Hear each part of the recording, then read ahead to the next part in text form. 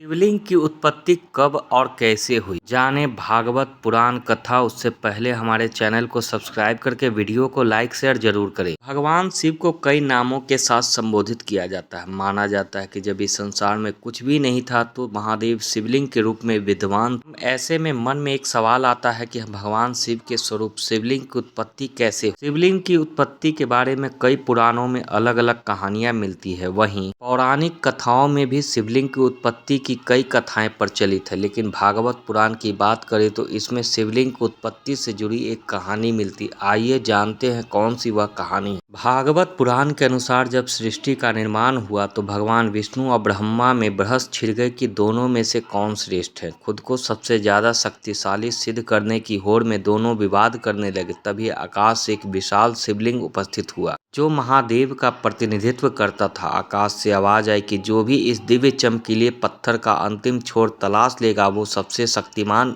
माना जाएगा। पत्थर का अंत ढूंढने के लिए भगवान विष्णु और भगवान ब्रह्मा दोनों पृथ्वी के हर तरफ गए, लेकिन उन्हें इस दिव्य पत्थर का छोर नहीं मिला। काफी मेहनत करने के बाद जब दोनों को छोर नहीं मिला तो विष्णु जी ने तो हार मान ली, लेकिन ब्रह्मा जी ने झूठ का सहारा लेकर खुद को श्रेष्ठ करने की कोशिश की। ब्रह्मा जी ने कहा उन्हें इस पत्थर का छोर मिल गया है, लेकिन अंत में यह सिद्ध हो गया कि ब्रह्मा जी ने झूठ बोला। इसके बाद महादेव प्रकट हुए और उन्होंने कहा यह दिव्य पत्थर शिवलिंग मेरा ही एक रूप है। मैं शिवलिंग हूँ और मेरा ना कोई अंत है और ना ही शुरुआत। शिवलिंग को एक दिव्य ज्योति माना जाता है। पौराणिक मान्यता है कि इसका निर्माण आकाश, वायु, आग, पानी और पृथ्वी से हुआ है। शिवलिंग को पूरे ब्रह्मांड का प्रतीक माना जाता है। कहा जाता है कि संसार में शिवलिंग की उत्पत्ति सबसे पहले हुई थी। शिवलिंग की पूजा करने का विशेष महत्व है। भक्ति भाव से पूजा करने पर महादेव सारी मनोकामनाएं पूरी करते हैं। वीडियो कैसी लगी भगवान भोलेनाथ के सच्चे भक्त कमेंट में जय भोलेनाथ जरूर लिखें।